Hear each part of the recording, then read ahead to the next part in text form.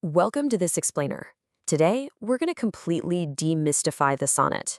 Now, we often hear the word sonnet and immediately picture, dusty old books and stuffy academic requirements.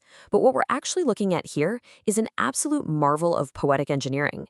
It's a dynamic, living literary organism that has mutated, adapted, and survived across centuries. So let's treat it like the brilliant 14-line puzzle that has captivated history's greatest minds. Here is our game plan for today. We'll start with the anatomy of a little song, move into the Petrarchan blueprint, check out the English remix, look at expanding the sonnet, and wrap up with finding the heartbeat. Let's dive in. Part 1. Anatomy of a Little Song. Let's look at the basic rules. To start, we really need to understand the absolute basic engineering of this poem. A sonnet, at its core, is literally a little song, which is exactly what the Italian word sonetto translates to.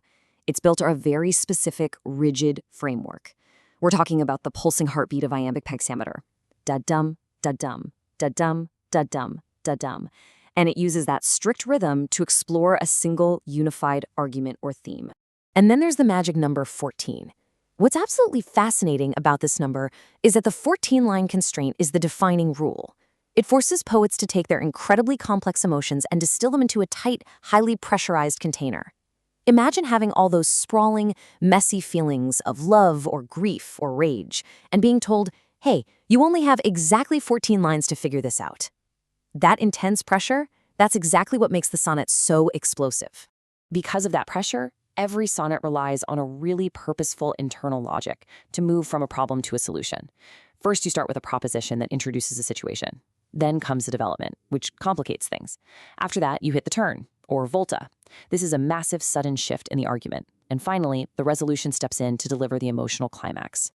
The absolute crucial takeaway here is that the turn, the volta, is the engine driving the entire poem. It really is the heartbeat of the sonnet. Finding it is basically the most important skill in your analysis toolkit.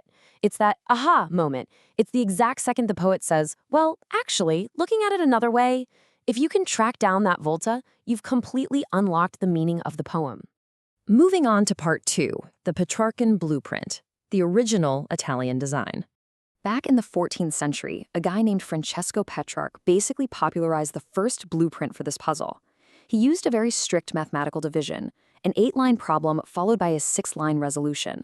Those first 8 lines, the octave, usually set up this agonizing problem, often a spiritual, burning longing for an absolutely unattainable woman. And then, strictly after line 8, boom, you hit the volta. The final 6 lines, the sestet, respond to the problem. It is mathematically precise and, honestly, deeply serious. Which brings us to part 3, the English remix. Enter Shakespeare and friends. Now, when poets like Wyatt and Surrey brought this form over to England, the math literally had to change. See, English naturally has way fewer rhyming words than Italian. So trying to maintain Petrarch's intense rhyme scheme was just exhausting. Writers, including Shakespeare, adapted it. They broke it into 3 blocks of 4 lines, called quatrains, which let them examine a theme from 3 different angles, conversationally, before dropping a massive punchline in a final 2-line couplet. When you put the mechanics of the two side by side, the difference is stark. The Italian form resolves things slowly, over 6 whole lines. But the English remix, it delays that volta all the way until line 13. It keeps you completely suspended in the problem for 12 straight lines, and then just flips everything on its head at the last possible second with this sharp, epigrammatic, paradoxical twist. Take this famously witty opening line, "My mistress's eyes are nothing like the sun."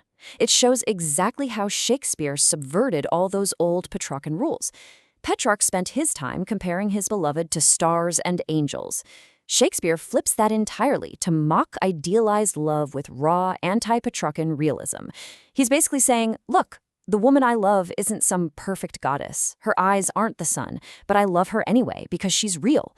It's brilliant, and it really proves the incredible flexibility of this new form. Another poet, Edmund Spenser, also decided to tinker with the English math. He wove his rhymes together into an interlocking pattern for this incredibly smooth, continuous musical flow. And in a totally refreshing twist, unlike Petrarch's doomed, unattainable obsession, Spenser actually wrote his sonnets for Elizabeth Boyle, the woman he ended up marrying. He shifted the entire form into a space of joyful, celebratory devotion. Next up, Part 4, Expanding the Sonnet, taking it way beyond just romance. So, from the medieval longings of Petrarch straight through the Renaissance innovations of Wyatt, Surrey, and Shakespeare, the sonnet was almost exclusively a vehicle for romantic love. But as we trace this timeline into the late Renaissance, the world was changing fast, and this rigid little structure was about to get highly, highly political. Enter John Milton. What's absolutely fascinating about Milton's mutation of the form is that he totally erased the hard pause at the volta. He went back to the old Petrarchan octave-sested structure, but he used enjambment. The thought doesn't politely stop at the end of line 8. It just rushes right past it, spilling over without a break. He used this powerful momentum to tackle massive, heavy themes like his own blindness, deep questions of faith, and political liberty. Once Milton broke that seal, other writers realized they could weaponize the sonnet's pressurized format. They used it to express pure political outrage and deep societal trauma. P.B. Shelley used those 14 lines to talk about the inevitable fall of arrogant dictators in Ozymandias. Centuries later, Wilfred Owen poured the horrific trauma and mechanical slaughter of World War I into that exact same tight space, with Anthem for Doomed Youth.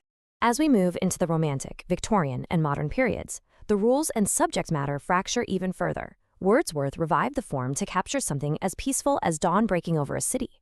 Elizabeth Barrett Browning finally brought a much-needed female perspective to devoted love.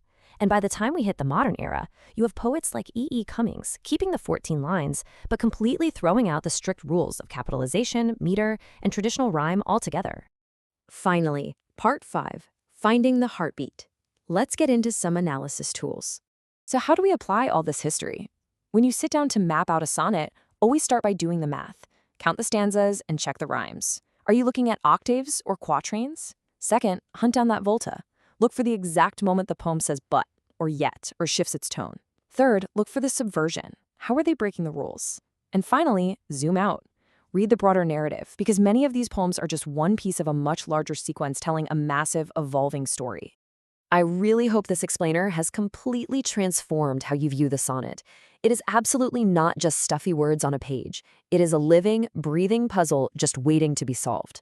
So keep an eye out for that structural math, and always hunt for that shifting volta. The next time you face a wall of 14 lines, I want you to ask yourself, whose heartbeat are you actually listening to? The poet's or your own? Thanks so much for exploring the brilliant engineering of the sonnet with me today. Keep reading, keep questioning, and we'll see you in the next explainer.